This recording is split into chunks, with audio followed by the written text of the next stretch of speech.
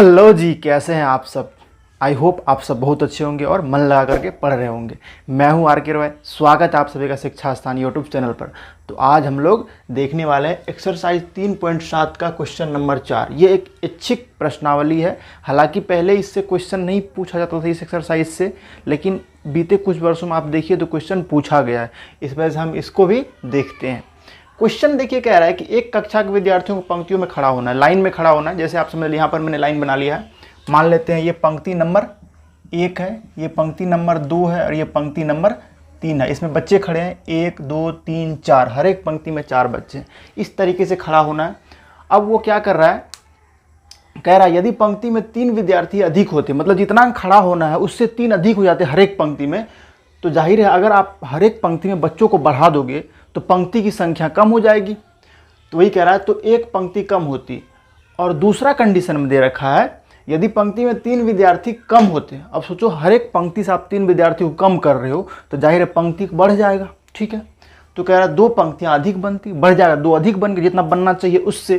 तो कह रहा है कक्षा में विद्यार्थियों की संख्या ज्ञात कीजिए। तो जरा सोचिए, अगर मैं ये पता कर लूँ कि कितने पंक्ति है और हर एक पंक्ति में कितने बच्चे हैं, तो आराम से पता चल जाएगा टोटल बच्चों की संख्या। जैसे यहाँ समझिए 3 पंक्ति है, ठीक है, पंक्ति कितने हैं 3, और हर एक पंक्ति में 4 बच्चे, 1 2 3 4। ये बुंदा बुंदा जो हमने दिया वो बच्चों की संख्या है। तो 3 गुना 4 कर दोगे, आपको पता चल जाएगा यहाँ पर 12 बच्चे हैं, 12 स्टूडेंट्स हैं इस पंक्ति में। ऐसे ही है ये सवाल भी।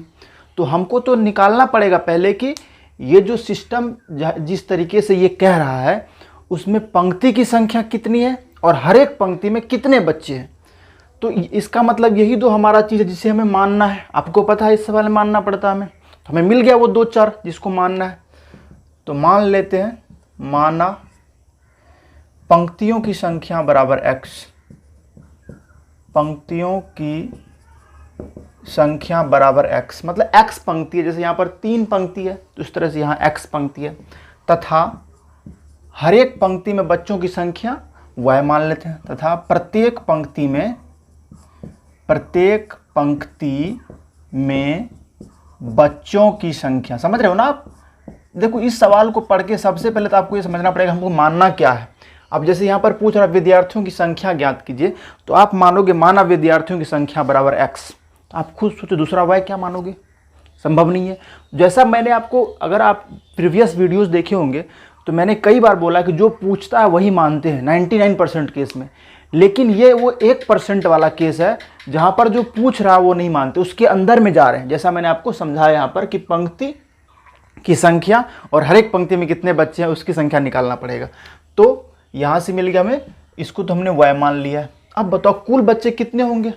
पंक्ति की संख्या और प्रत्येक पंक्ति में विद्यार्थियों की संख्या को आप गुना कर दो। जैसे यहाँ पर 3 गुना 4 किया है, तो विद्यार्थियों की संख्या, कुल विद्यार्थियों की संख्या, कुल विद्यार्थियों की संख्या बराबर कितना हो जाएगा सर, दोनों गुना हो जाएगा, x गुना y, मतलब xy हो गया। मतलब हमारे पास टोटल xy बच्चे हैं। ठीक है, अब जरा सोचो अगर x और y का मान मिल गया तो हमें तो मिल जाएगा कितने बच्चे हैं, यही तो चाहिए। अब उसके लिए उन्होंने 2 कंडीशन दे रखा है। अब वहां से हम लोग समीकरण बनाना चालू करते हैं। प्रश्नानुसार क्या कह रहा है, यदि पंक्ति में 3 विद्यार्थी अधिक होते तो एक पंक्ति कम, 3 विद्यार्थी अधिक, प्रत्येक पंक्ति में 3 विद्यार्थी अधिक। बच्चों मतलब विद्यार्थी समझना आप, 3 विद्यार्थी बढ़ जाएगा, मतलब इतना होना चाहिए, इससे 3 बढ़ गया। ठीक है, तो पंक्ति 1 कम हो गया, तो पंक्ति होना कितना चाहिए x, तो 1 पंक्ति कम हो गया। अगर दोनों को गुना कर दें, यानी पंक्ति में बच्चों की संख्या और पंक्ति लाइन को गुना कर दें तो टोटल बच्चे होंगे। और टोटल बच्चे तो इतनी है ना, उसी को अरेंज कर रहा है, इधर से उधर जैसा करना है। लेकिन टोटल बच्चे तो हमेशा x इंटू वाई के बराबर ही होंगे। यहाँ से आप सॉल्व करो, y को x से करोगे तो xy होगा, y को -1 से तो -y, 3 को x से गुना करोगे 3x, 3 को -1 से -3 बराबर x इंटू वाई। यहाँ तक में कोई दिक्कत नहीं। इस xy को उठा के इधर ले आते हैं, xy, 3x को पहले लिख लेते हैं प्लस में, कोई बात नहीं चलेगा, y माइनस में आप बाद में लिखो पहले लिखो, उससे कोई फर्क नहीं पड़ता, बस उसका चिन्ह नहीं बदलना चाहिए। देखिए 3x का चिन्ह प्लस में है, अभी भी प्लस में, y माइनस में था अभी भी माइनस में है, और ये रहा -3, xy को उठा के इधर लाए इधर प्लस में, इधर आ गया तो माइनस में हो जाएगा। का लिख दिए हम। ठीक है। तो देखिए ये एक्स वाई प्लस में, ये एक्स वाई माइनस में घट के 0 हो गया, जिसको हम लोग काट देते हैं इन द सेंस। तो यहाँ से देखिए क्या मिला, 3x माइनस वाई माइनस 3 बराबर 0। आप इस -3 को उधर भेज दो, तो 3x माइनस वाई बराबर 3। ये आपका समीकरण 1 मिला। और ऐसे ही दूसरे कंडीशन से, दूसरे शर्त से दूसरा समीकरण बनाएंगे, फिर कोई बीजगणितीय विधि लगा करके हल कर देंगे। तो चलिए दूसरा कंडीशन देखते हैं। दूसरा कंडीशन क्या कह रहा है भैया, यदि पंक्ति में 3 विद्यार्थी कम होते, पंक्ति में 3 विद्यार्थी कम, प्रत्येक पंक्ति में बच्चों की संख्या होनी कितनी चाहिए, y, लेकिन 3 कम करेगा, यानी y से 3 बच्चे कम हो गए, तो जाहिर है पंक्ति की संख्या बढ़ जाएगी। कितने से बढ़ा दिया है, 2 पंक्तियां अधिक। इतना पंक्ति बनना चाहिए, इससे 2 अधिक बन गया।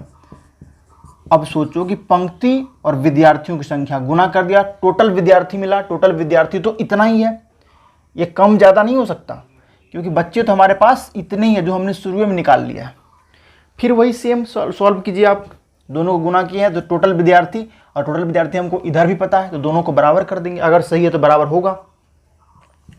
तो y को x से गुना कीजिएगा, एक्स वाई होगा, y को 2 से प्लस 2y, -3 को x से -3x, -3 को 2 से -6, और ये एक्स वाई को पहली बार में उठा के ले आती इधर, तो -x वाई हो जाएगा, बराबर हो गया 0।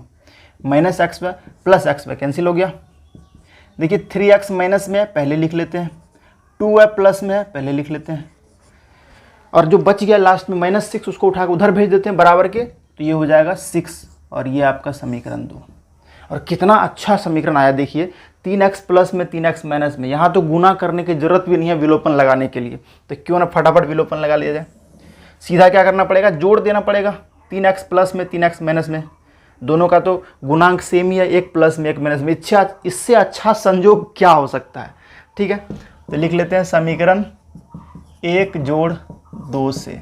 सवाल देखने में लग रहा है, बस आपको स्टेप बाय स्टेप चलोगे ना तो फिर क्या है ये सब। ये क्वेश्चन अगर आप समझ रहे हो कि कहाँ से किस चैप्टर क्वेश्चन है और कैसे हमको हल करना, तो फिर कुछ सवाल में रहता नहीं है, बस हमें सोचना ही है। और ये प्रैक्टिकल है जी, आपको देखो मैं कैसे प्रैक्टिकली बता रहा हूँ।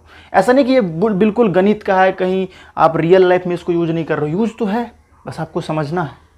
चलिए तो लिख लेते हैं 3x माइनस वाई बराबर 3 और -3x प्लस 2y बराबर 6।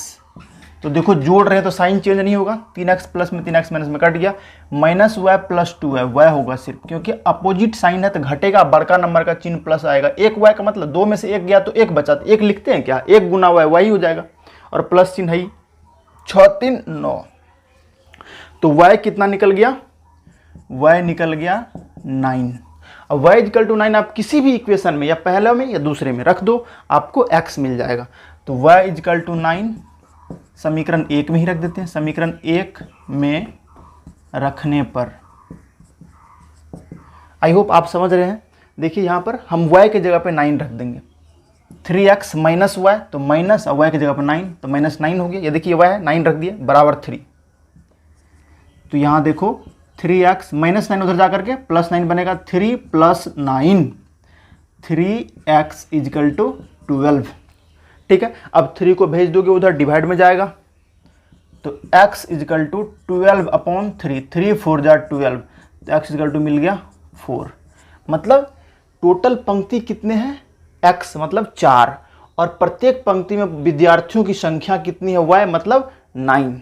तो बताओ कुल कितने बच्चे हैं, कुल विद्यार्थियों की संख्या निकल गई यहीं से, कुल विद्यार्थियों या बच्चों की संख्या बराबर क्या हो जाएगा, एक्स वाई। आप x का मान लिख लो, x का मान है 4 और y का मान है 9, तो 4 गुना 9 कितना हो जाएगा 36, यानी 36 विद्यार्थी जो है उस कक्षा में शामिल है। ठीक है, आप स्क्रीनशॉट ले सकते हैं, अगर आपको लिखना है तो आप लिख भी सकते हैं। उम्मीद करता हूँ आपको ये सॉल्यूशन जो हमने बताया वो समझ में आया होगा। अगर आपको समझ में आ रहा है तो आप अपने दोस्तों के बीच शेयर भी करो, क्योंकि अगर आपको समझ में आया ऐसा लगता है तो जाहिर है कि आप शेयर करोगे, क्योंकि कुछ ना कुछ तो ऐसा फील हुआ होगा। ठीक है, चलिए मिलते हैं नेक्स्ट वीडियो में। Thank you.